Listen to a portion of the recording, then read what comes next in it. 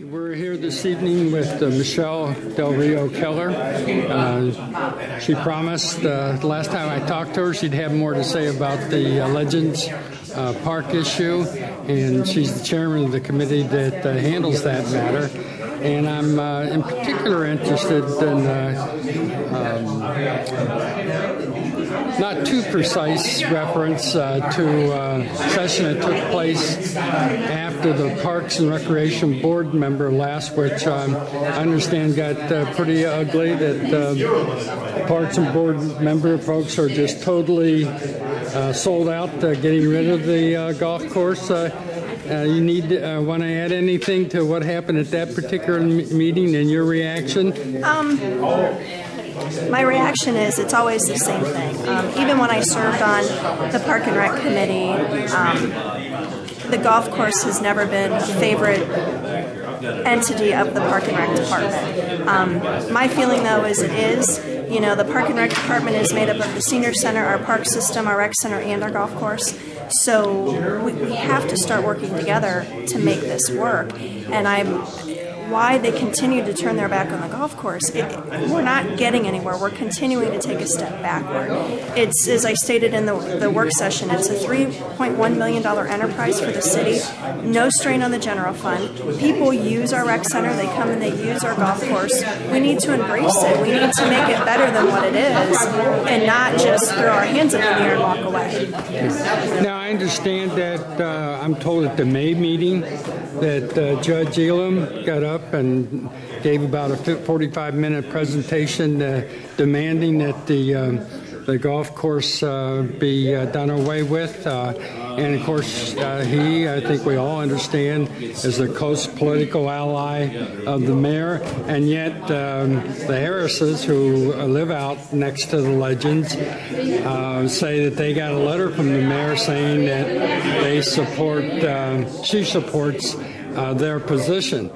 So, do you believe that? I was not at the May meeting, so I've heard that Judge Elam did that. I was not there, though, to witness it.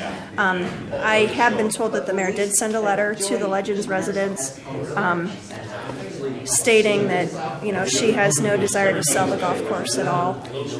Again, I go back to what I said earlier, is we have to work together. This is not political. We have a golf course. It is making money. We need to figure out a way for all of us to work together. We're not going to close the golf course. We're not going to sell the golf course. The golf course is going to open on March 15th. We just need to figure out what we're going to do.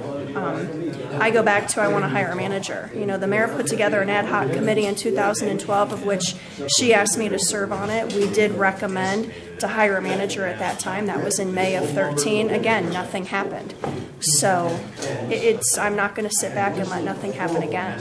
Have you had a person-to-person with the mayor on this topic? I will be certainly reaching out to her probably next week to talk to her, because I do want all parties to sit together and work through this. And if it's done at the next work session, that's fine, but I do want her opinion. I want to know what she thinks is a solution for the golf course. As far as hiring a manager, hiring a management company, I want her opinion.